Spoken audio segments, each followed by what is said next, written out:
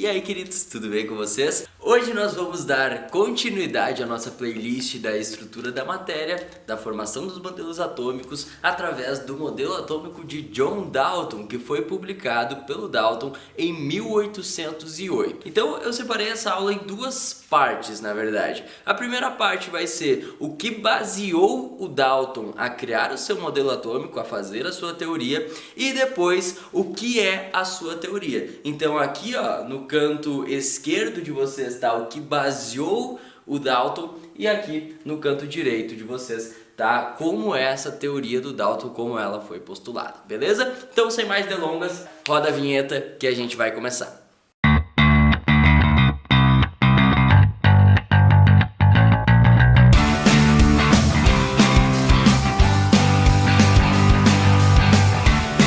Então, queridos, vamos começar vendo quais são as teorias que levaram o John Dalton a criar o seu modelo atômico, a provar que o átomo era daquele jeito que ele sugeriu, tá? Então, primeiro, a lei dos gases ideais é a lei de Clapeyron, né? Aquela que dá pressão, volume e temperatura. Se tu tem essas três variáveis, tu consegue determinar a quantidade de matéria de um gás, né? Que a quantidade de matéria é o número de mols, beleza? Então, a lei de Clapeyron foi uma das bases dessa teoria. Depois, lei das pressões parciais. Então, tu sabendo a natureza do gás que está naquele recipiente, quando tu soma todas as pressões daqueles gases que estão no recipiente, tu vai ter a pressão total.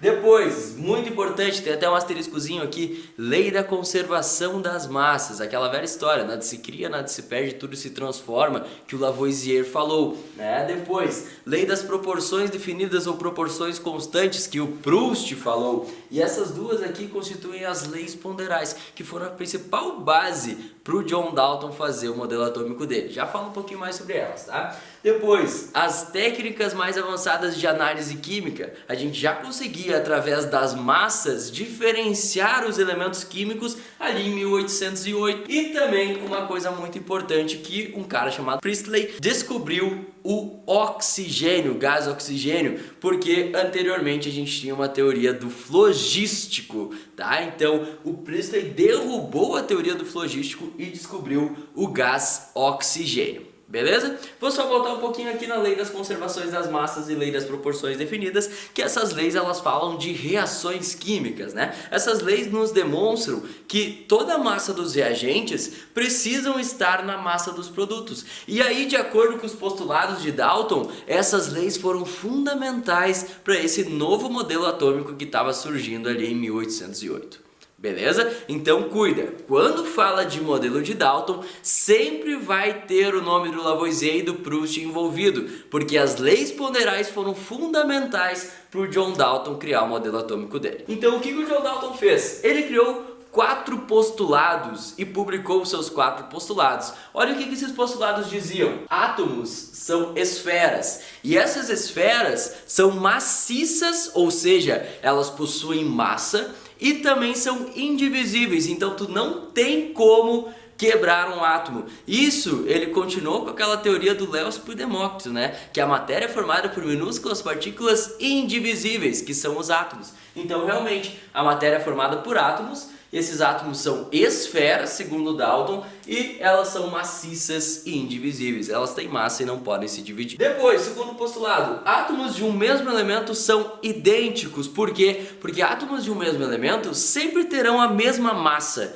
Tudo certo? Então o Dalton acreditava, e realmente está certo, Todos os átomos de um mesmo elemento são idênticos, segundo ele. Que teriam a mesma massa. Então, sei lá, oxigênio teria massa 16, nitrogênio teria massa 14, Nota, aqui o Dalton não falou de isótopos ainda, Então hoje a gente sabe que o mesmo elemento pode ter massas diferentes, sei lá, o oxigênio tem massa 15 ou pode ter massa 16, E esses isótopos estão distribuídos na natureza de uma forma definida, com suas porcentagens. Mas aqui o Dalton acreditava que devido a ter massas iguais, esses átomos seriam idênticos quando eu estou falando de um mesmo elemento. 3. Substâncias compostas são originadas por elementos diferentes. Ou seja, se eu tiver uma reação química quando eu juntar carbono e O2, que é o gás oxigênio, eu vou ter o CO2. Então essa substância composta, que é aquela formada por 2 ou mais elementos químicos, segundo John Dalton, ela vai ser sempre formada por substâncias simples, que só tem um elemento químico. Então quando tu junta duas substâncias simples, tu forma uma substância composta. Então aí já tem uma ideia de reação química. E por último, átomos são indestrutíveis. Então, para fazer uma reação química, essa reação química precisa ser um rearranjo de átomos. Os átomos não podem ser destruídos, eles só se rearranjam formando novos elementos químicos. Tudo certo, queridos? Tudo de boa? Então esses são os 4 postulados e agora eu vou desenhar no quadro para vocês verem como o John Dalton representou esses átomos. E nós vemos que o John Dalton ele representou os átomos como esferas, tudo certo? Então olha só, eu chamei aqui o carbono de esfera vermelha, o hidrogênio de esfera azul e o CH4 vai ser uma junção dessas duas esferas, né? Porque lembra, o John Dalton falou que as reações químicas eram rearranjo de átomos. Então como é que vai funcionar o rearranjo de átomos nesse caso? Olha só, eu tenho um carbono aqui, eu tenho 2 hidrogênios, aqui eu tenho um carbono, aqui eu tenho 4 hidrogênios. Lembram da lei de Proust, das proporções constantes? Ó, se eu tenho 2 hidrogênios aqui, aqui eu também teria que ter 2, mas eu tenho 4. Então por isso que eu teria que balancear a minha reação química. Inclusive já tem vídeo aula aí no canal de balanceamento de reações químicas. Então olha só, quando eu coloco 2 moléculas de H2 aqui, ó, eu terei 1, 2, 3, 4. 4 átomos, 4 esferas de hidrogênio,